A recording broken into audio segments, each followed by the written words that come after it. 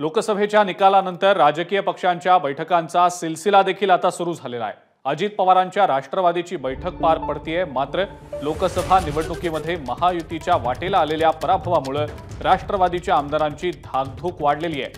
अजित पवार यांच्या आमदारांना महायुतीचं काम करा असं कार्यकर्त्यांना सांगून सुद्धा महाविकास आघाडीचे उमेदवार निवडून आल्याने आमदारांमध्ये संभ्रमाची अवस्था आहे। आजच्या बैठकीमध्ये अजित पवारांच्या आमदारांकडून पुन्हा एकदा विधानसभा मतदारसंघातल्या जनमताचा कौल घेतला जाणार आहे।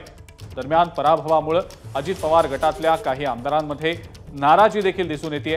त्यामुळे या बैठकीला आता कोण कोण आमदार हजर राहतात हे सुद्धा पाहावं लागणार आहे।